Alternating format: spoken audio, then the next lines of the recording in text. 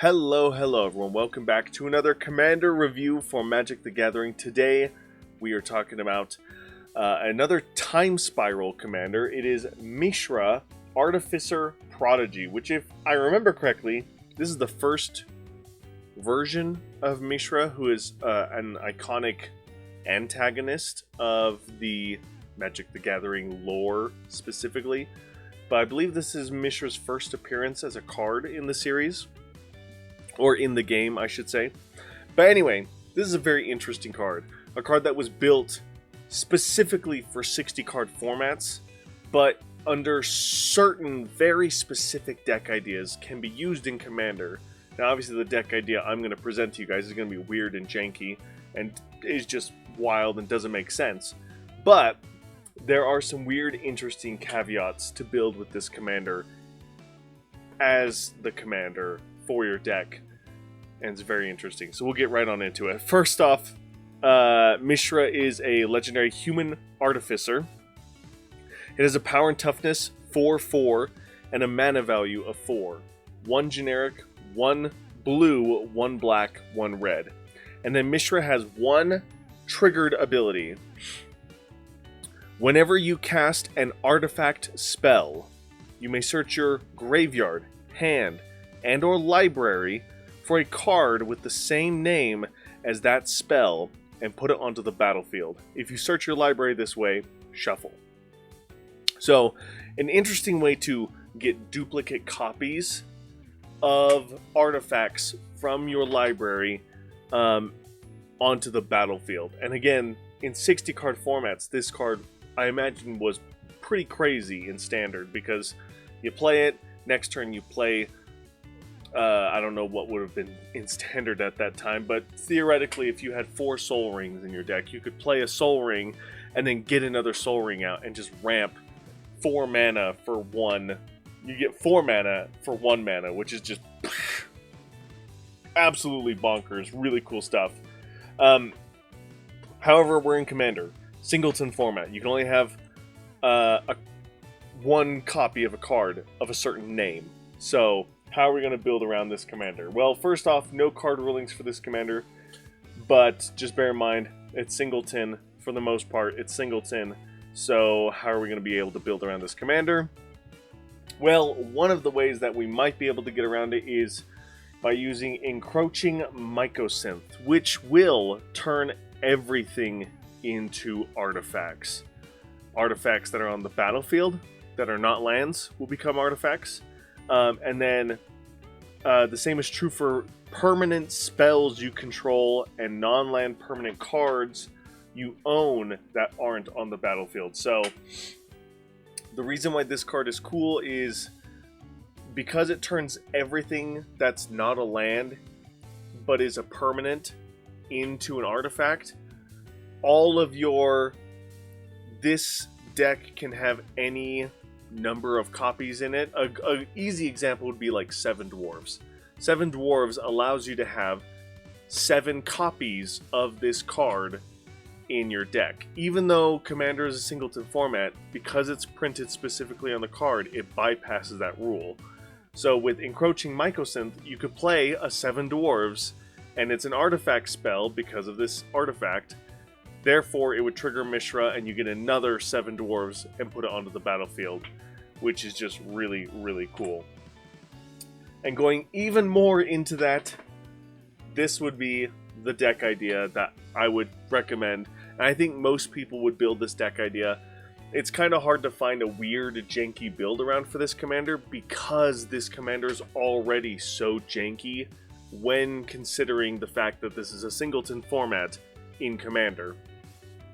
So no deck idea I talk about in this video of any deck idea I could have talked about would be something that players don't know about, because that's the only way to play with this Commander. So the strategy I chose is play this Commander with any number, any combination of a deck can have any number of cards named blank. So 7 Dwarves can let you have 7 Dwarves in the deck. Persistent Partitioners can let you have any number of Partitioners. Shadowborn Apostle can have you let you have any number of Shadowborn Apostles in the deck. let me see, red. Aside from 7 dwarves, the only other any number of card that I can think of is a non-permanent spell, so it wouldn't work in this deck. But let's say you wanted to build this as a Shadowborn Apostle deck. Bada bing, bada boom. You have all your creatures are Shadowborn Apostles. What is going to make this deck unique? Well, that is Thrumming Stone.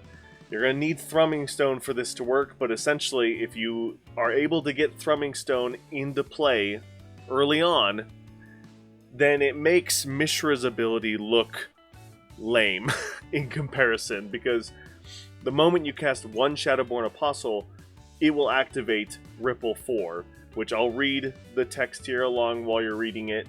Whenever you cast a spell, you may reveal the top 4 cards of your library. You may cast spells with the same name as that spell from among the revealed cards without paying their mana cost.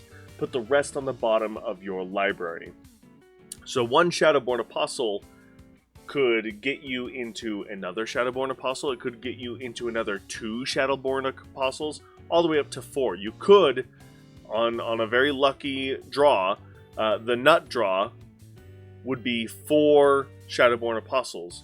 However, Thrumming Stone specifically states spells you cast have Ripple 4, and Ripple 4 allows you to cast those cards without paying their mana costs.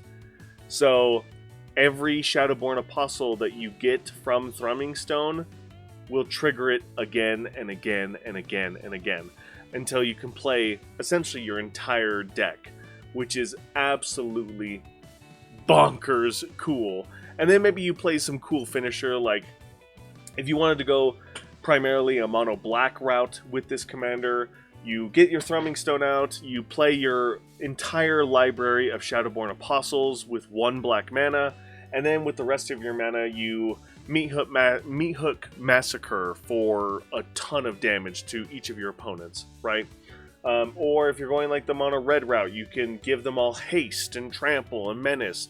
And then bear in mind, you can do this in a mix of things. This is a Grixis colored deck, so you can do a mix of whatever you want. You can have a little bit of haste for your red, you can have a little bit of death touch for your black, and just go swarm the table very quickly. The thing you definitely need to do, though, is make sure you get Thrumming Stone out as fast as possible, and then start casting your creature spells to ripple into your other creature spells. So very cool deck.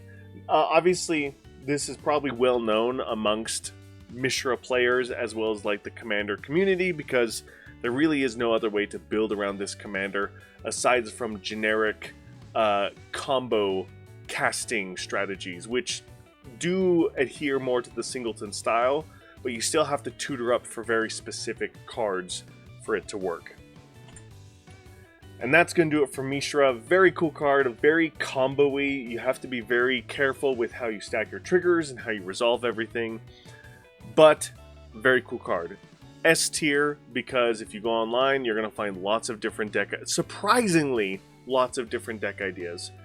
The way that it functions is the same, no matter which deck idea you build around, but once you have that engine figured out, then you can add a little bit of nuance to make it different for how you want the deck to go.